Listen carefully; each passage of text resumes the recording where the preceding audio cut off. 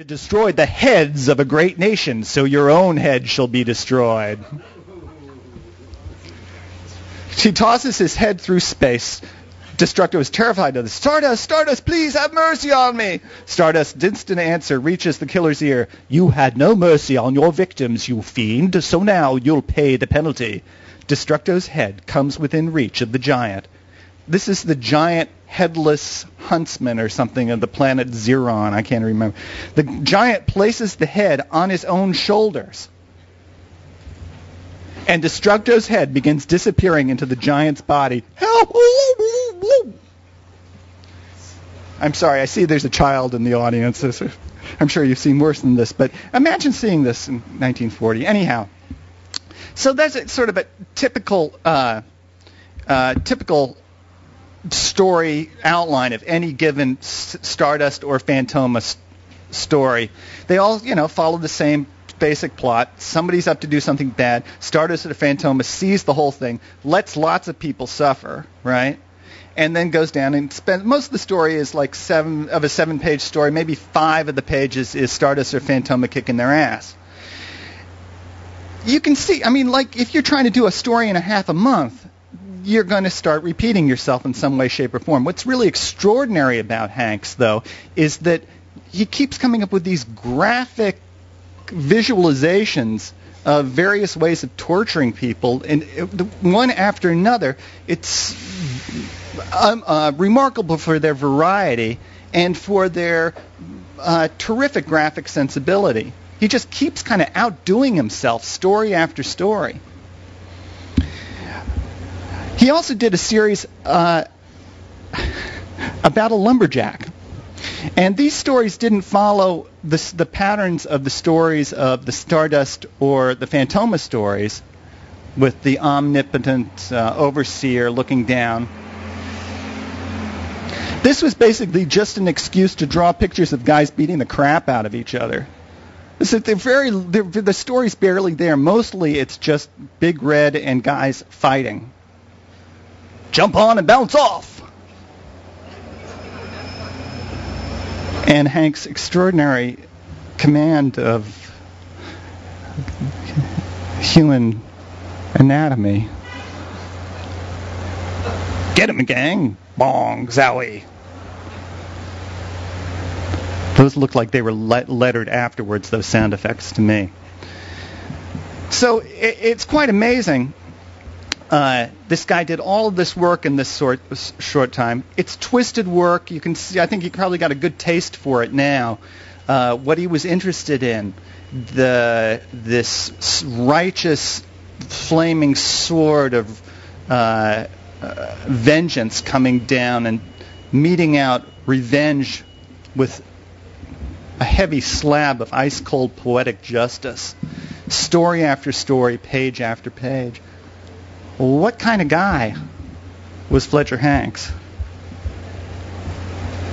Well, to answer that question, I made a little movie.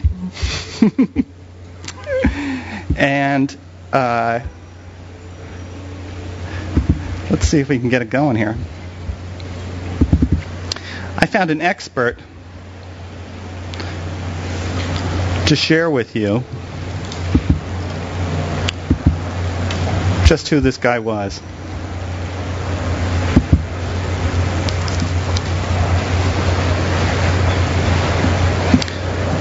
we close these windows? Am I close these windows?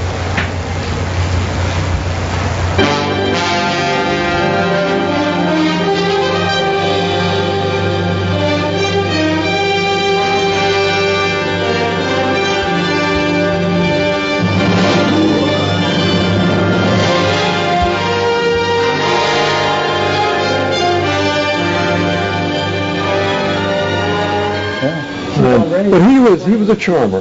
Yeah. Women just loved him to death. Yeah. I mean that they just thought he was the most wonderful person in the world. Oh, good-looking, handsome guy, athletic, talented, would take a piece of paper and just draw things on it just like, He was such an Andre cut and did everything wrong he could and got away with it.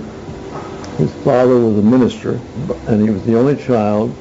And his mother adored him, And she's the one that had the money. And she just fed it to him gradually and just made a bum out of him. He had talent. He never went to any kind of school. He painted beautifully. He painted well. He could do portraits, which a lot of people can't do portraits. But I don't know if anybody ever did one of. That he sold it. But he did interior decorating, painting on walls, on plaster walls, became the in thing to do. And the very rich. He would go to Rye, New York, and he did murals and mountains and deserts and all kinds of things. Boats, because he had this ability to paint and draw. But of course, he did it every day. And so that a cartoonist has to do it, seems like, every day.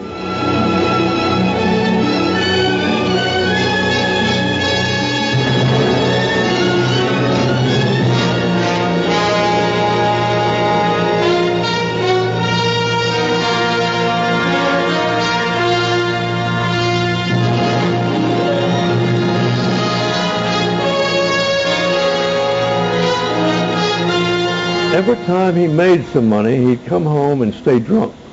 If he went to Rye, New York, when he came back, in 24 hours he'd be drunk. And he'd get all of his buddies in town drunk. And there's 4 or 5 of them, and they'd stay drunk for weeks. Just drunk and sleeping like dogs and eating whatever they can find, But they're just drunks. And they were real alcoholics, and they couldn't help themselves. They didn't want to help themselves. They could all help themselves, but they didn't.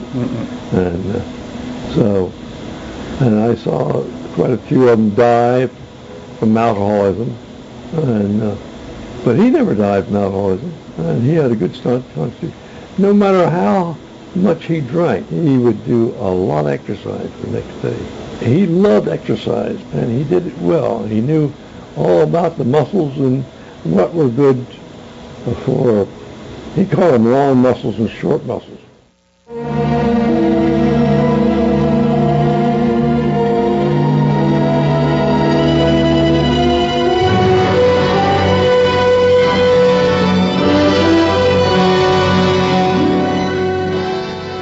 When I went to school, I was a nervous wreck, couldn't talk, and this treatment that I got from him was part of my problem.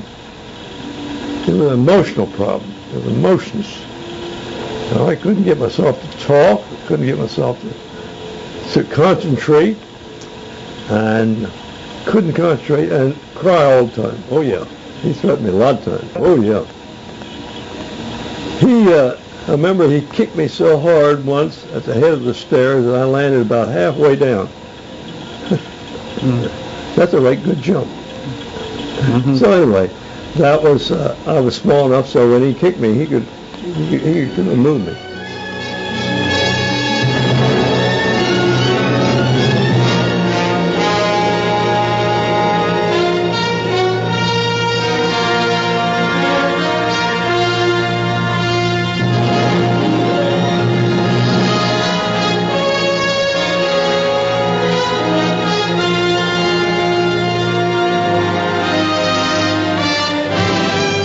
Threatened, always threatened. Well, I'm going to leave. And I said, well, you can leave whenever you want to. You're not making any contribution at all. And she was hustling. I was hustling too. I rented a place, had a garden, and I grew enough potatoes to last all year. Anyway, he found it, and it was gone. After he left, I went, look, all gone. You don't steal from your son without having. It's a dangerous situation because the son just liable to kill him. And I guess I would at one time. One reason he crushed my mother's face with his fist, broke the bones all, and then they didn't do anything about it but just leave them there and knit themselves, And she just got terrible drunk, beat her up,